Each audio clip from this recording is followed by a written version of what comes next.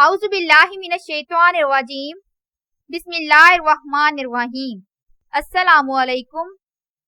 अपने आज की इस लेक्चर में हम सूरत हुजरात की नेक्स्ट वर्सेस को डिस्कस करेंगे। अब हम आते हैं आयत नंबर 15 की तरफ कि इसमें बयान किया गया है कि हकीकत में मोमिन वो लोग हैं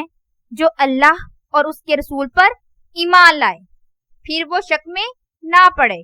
और उन्होंने अपने मालों और जानों से अल्लाह की राह में जहाद किया, यही लोग सच्चे हैं। अब देखें इस आयत में जो है वो मोमिनों की निशानियां बताई जा रही हैं कि मोमिनों की सबसे पहली निशानी ये है कि वो अल्लाह और उसके रसूल पर ईमान लाते हैं और दिलो जान से इन दोनों हस्तियों पर यकीन रखते हैं और उनकी मोहब्बत मोमिनों के दिलों में रच बस जाती है। यही चीज उन्हें हर चीज को इस्लाम की राह में कुर्बान कर देने पर आमादा करती है। वो हर हाल में अल्लाह और उसके रसूल की अताअत करते हैं, उनकी तालीमात को फॉलो करते हैं। अल्लाह ताला ने फरमाया सूरत अनफाल की आयत नंबर 8, ए ईमान वालो अल्लाह और उसके रसूल की अताअत करो और उससे ना फिरो।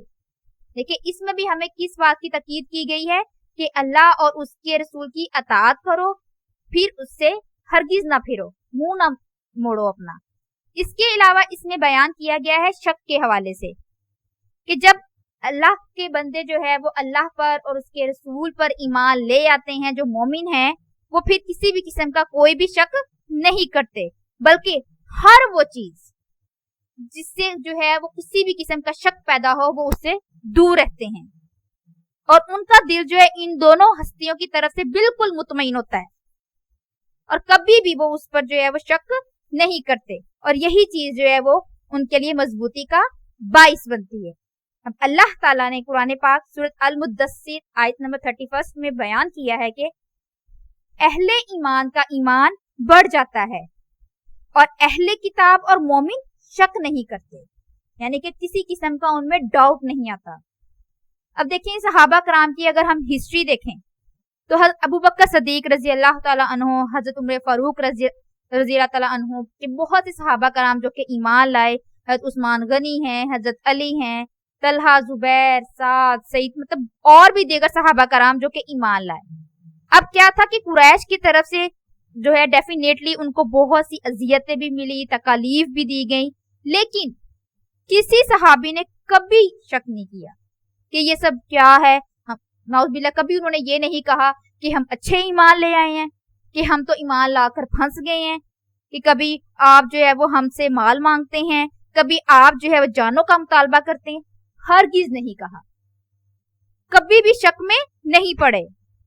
बल्कि जब भी उनको अपना माल कुर्बान करना पड़ा उन्होंने माल भी दिया, जान कुर्बान करना पड़ी उन्होंने जान भी दी और बहुत सी जंगें हुई, गज़वात हुए, तो उन्होंने जो है वो वहां पर पूरा जो है वो नबी सल्लल्लाहु अलैहि वसल्लम का साथ दिया। अब देखिए अगर गज़वात का मुतालिया करें हम तो सबसे ज्यादा जो है जहाद फंड का मुतालबा जो है नबी सल्लल्लाहु अलैहि वसल्लम ने जो है वो गज़वा तबूक में किया था। तो हज़रत उस्मान गनी रजी अल्लाह ताला अन्हु, उन्होंने जो है वो किस कदर जो है वो जानवर भी दिए, बहुत सारी अशरफियां भी दी और भी बहुत कुछ दिया। देखिए माल दिया है पर उन्होंने कभी भी शक नहीं किया। साहबा कराम ने क्या है कि माल के साथ भी जहाद किया और माल के साथ साथ अपनी जानों से भी कभी उन्होंने जो है वो डर पैदा नहीं हुआ, हमेशा अल्लाह की राह में अपनी जान कुर्बान करने के लिए वो तैयार रहते थे, लेकिन कभी भी वो शक नहीं करते थे। हमेशा वो जहाद में अपने माल को और अपनी जानों को जो है वो कुर्बान करने के लिए तैयार रहते थे। अल्लाह ताला ने कुरान पाक सूरत तौबा आयत नंबर 20 में बयान किया है, अल्लाह ताला ने फरमाया, जो लोग ईमान लाए और हिजरत की और अल्लाह के रास्ते में अपने अम्वाल और अपनी जानों से जहाद करते हैं, उनका अल्लाह के नजदीक बड़ा मर्तबा है और यही लोग कामयाब हैं। इसके अलावा अगर हम लोग देखें अहादीस मुबारका तो उसमें भी आप सल्लल्लाहु अलैहि वसल्लम ने जो है फरमाया है कि राहे हक में शहीद होने वाले का कतरा खून जमीन पर बाद में गिरता है और उसके तमाम गुनाह पहले माफ कर दिए जाते हैं। कि देखिए कितनी फजीलत है कि जो लोग अल्लाह की राह में अपना माल कुर्बान करते हैं, अपनी जानें देते हैं, तो उनसे कहा गया है उनके बारे में کہ ان کا خون کا جو قطرہ ہے وہ زمین پر بعد میں گرتا ہے، پہلے ان کے گناہ معاف کر دیے جاتے ہیں۔ اس کے علاوہ ایک اور جگہ پر آپ صلی اللہ علیہ وآلہ وسلم نے فرمایا جہاد فی سبیل اللہ کی ایک صبح یا شام دنیا کی تمام نعمتوں سے افضل ہے۔ اب دیکھیں ان احادیث مبارکہ سے واضح ہوتا ہے، آیات مبارکہ سے واضح ہوتا ہے کہ جو مومن ہیں، صحیح معنوں میں جو مومن ہیں، جو سچے ہیں، وہ لوگ کبھی بھی جو ہے وہ ایک تو یہ کہ وہ شک نہیں کرتے، دوسرا یہ کہ اپنی جان کو بھی قربان کرنے کے لیے تیار رہتے ہیں، اپنے مال کو بھی اللہ کی راہ میں خرچ کرنے کے لیے وہ تیار رہتے ہیں۔ اب ہم آتے ہیں آیت نمبر 16 کی طرف۔ اب آیت نمبر 16 میں ہے قُلْ أَتُعَلِّمُونَ اللَّهَ بِدِينِكُمْ وَاللَّهُ يَعْلَمُ مَا فِي السَّمَاوَاتِ وَمَا فِي الْأَرْضِ وَاللَّهُ بِكُلِّ شَيْءٍ عَلِيمٌ۔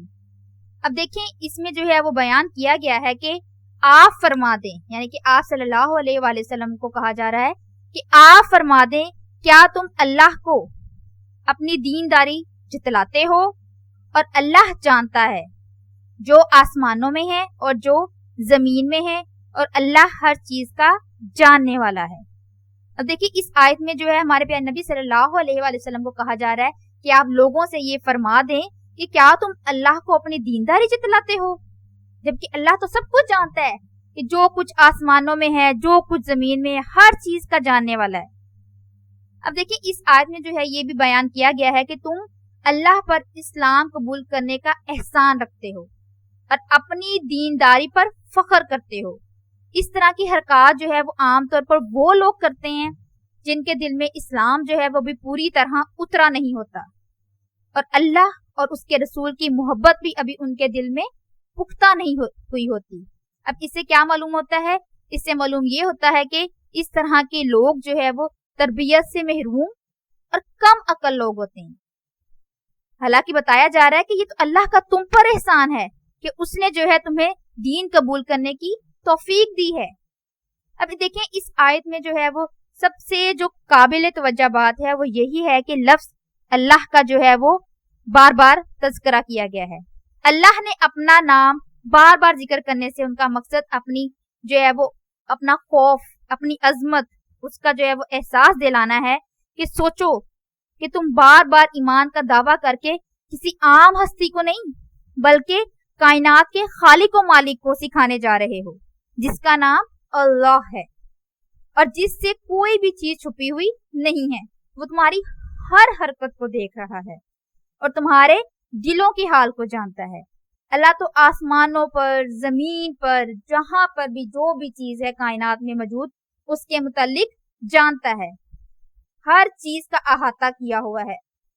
تو ساتھ ہی ساتھ جو ہے اگر ہم لوگ دیکھیں قرآن پاک میں بھی اللہ تعالیٰ نے فرمایا ہے کہ سورۃ حجرات کی آیت نمبر 18 کو اگر ہم لوگ دیکھیں تو اللہ تعالیٰ نے فرمایا بے شک اللہ آسمانوں اور زمین کی پوشیدہ باتیں جانتا ہے اور اللہ دیکھنے والا ہے جو تم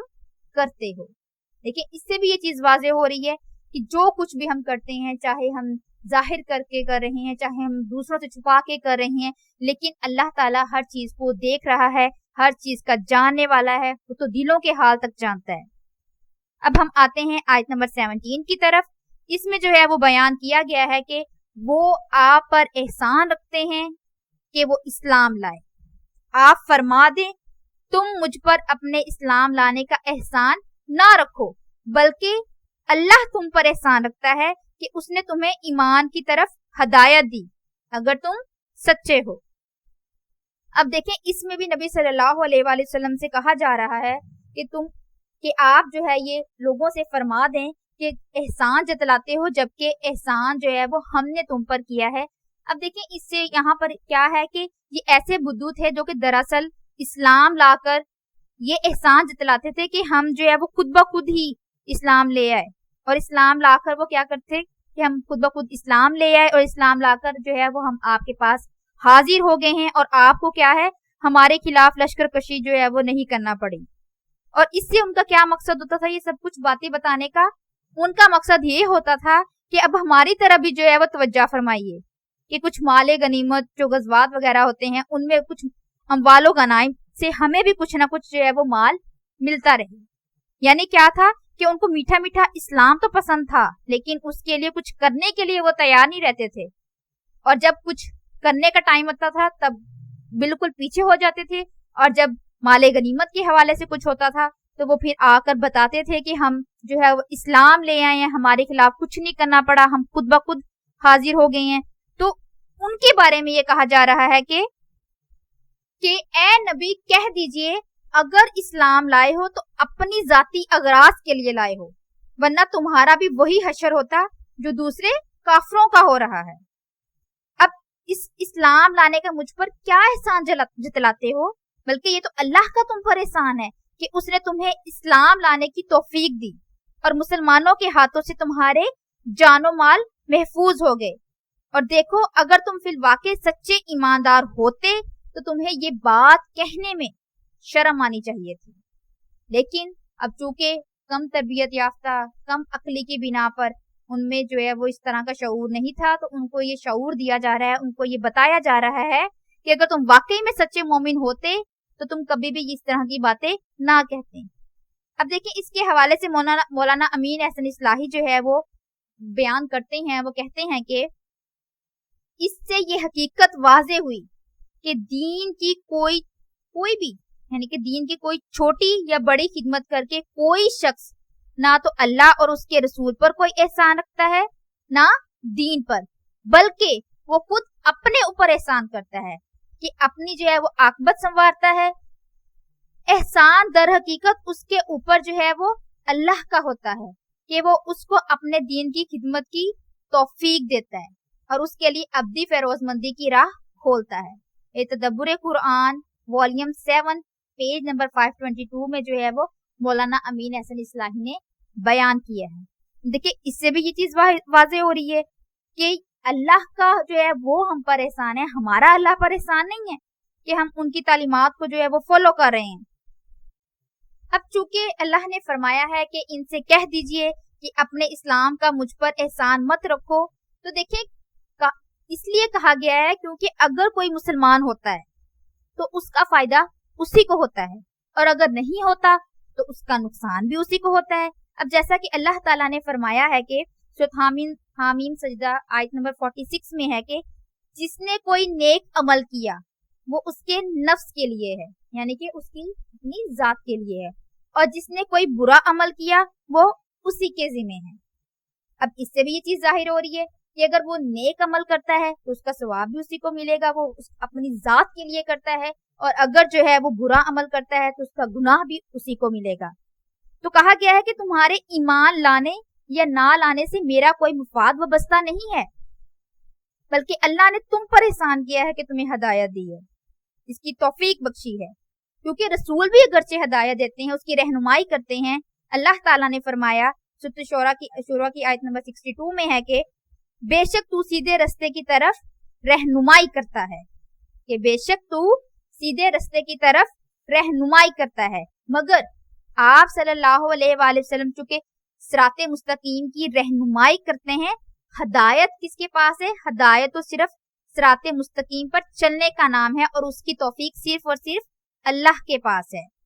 اس کے علاوہ اگر ہم لوگ دیکھیں سورۃ القصص کی آیت نمبر 56، اس میں بھی اللہ تعالیٰ نے فرمایا ہے کہ اے محمد تم جس کو دوست رکھتے ہو اسے ہدایت نہیں کر سکتے، بلکہ خدا ہی جس کو چاہتا ہے ہدایت کرتا ہے، اور وہ ہدایت پانے والوں کو خوب جانتا ہے۔ کہ ہم سب جانتے ہیں کہ ہمارے پیارے نبی صلی اللہ علیہ وآلہ وسلم بھی صراط مستقیم کے بارے میں ہمیں آگاہ کرتے ہیں، ہمیں رہنمائی دیتے ہیں، لیکن ہدایت صحیح معنوں میں کس کے پاس ہے؟ اللہ تعالیٰ کے پاس ہے، اور یہ اللہ تعالیٰ کا ہم پر احسان ہے کہ اس نے جو ہے وہ ہمارے دلوں میں ایمان سے محبت پیدا کی ہے، اور یہ ہم نے اللہ پر احسان نہیں کیا، نہ ہی اس کے رسول پر احسان کیا ہے کہ ہم جو ایمان لے ہیں تو ہم ان پر جو ہے وہ احسان جتلانا شروع کر دیں۔ اب ہم آتے ہیں آیت نمبر 18 کی طرف۔ اس میں بیان کیا گیا ہے کہ ان اللہ یعلم غیب السماوات والارض واللہ بصیر بما تعملون، کہ اب اس میں بیان کیا گیا ہے کہ بے شک اللہ آسمانوں اور زمین کی پوشیدہ باتیں جانتا ہے، اور اللہ دیکھنے والا ہے جو تم کرتے ہو۔ اب دیکھیں اس آیت میں بھی بیان کیا گیا ہے کہ تمام آسمانوں اور زمین کے پوشیدہ راز صرف اور صرف اللہ بہتر طریقے سے جانتا ہے، کیونکہ وہ غیب کا علم رکھتا ہے. زمین و آسمان کی کوئی بھی چیز جو ہے وہ اس سے پوشیدہ نہیں ہے، اور اللہ تمہارے اعمال کو دیکھ رہا ہے. چاہے تم نیک کام کرو اس پر بھی نظر ہے، چاہے تم برے کام کرو اس پر بھی نظر ہے، چاہے تم ایمان لانے کے بعد پھر سے گناہ کرو وہ اس سے بھی باخبر ہے، چاہے تم گناہ کے بعد توبہ سچے دل سے کر لو وہ اس سے بھی باخبر ہے. تو ہر چیز سے اللہ تعالیٰ باخبر ہے، بے خبر نہیں، باخبر ہے. تو اس چیز کا ہمیں اپنے دماغ میں دھیان رکھنا چاہیے کہ ہم کام چھپ کے کر لیں، ظاہر کر لیں، اللہ تعالیٰ ہر چیز کو جاننے والا ہے. جیسے کہ میں نے پہلے بھی آپ لوگوں کو بتایا کہ وہ تو دلوں کے حال تک کو جانتا ہے. اس کے علاوہ اگر ہم لوگ دیکھیں کہ قرآن پاک میں بھی سورۃ الحشر کی آیت نمبر 22 میں اللہ تعالیٰ نے فرمایا کہ کھلی اور چھپی ہر چیز کا جاننے والا، وہ سب سے زیادہ رحم کرنے والا ہے. اب دیکھیں اس سے بھی یہ چیز واضح ہو رہی ہے کہ چاہے ہم کوئی کام سب کے سامنے کریں، ظاہر کر کے کریں، یا کوئی کام جو ہے وہ ہم چھپ کر کریں، اللہ تعالیٰ کی نظروں سے جو ہے وہ کبھی بھی چھپ نہیں سکتا. اللہ تعالیٰ کی ہماری ہر حرکت پر جو ہے وہ نظر ہے. اللہ تعالیٰ سب کچھ، چاہے آسمانوں میں ہے، چاہے زمین میں ہے، چاہے کائنات کے کسی بھی کونے میں ہے، اللہ تعالیٰ کی ہر چیز پر نظر ہے، اور اللہ تعالیٰ سب کچھ دیکھ رہا ہے، اور جو کچھ ہم کرتے ہیں اللہ تعالیٰ اس سے باخبر ہے. جی اب تک کے لیے اتنا ہی، باقی انشاءاللہ ہم نیکسٹ لیکچر میں اپنی نئی صورت کا آغاز کریں گے. تب تک کے لیے اللہ حافظ.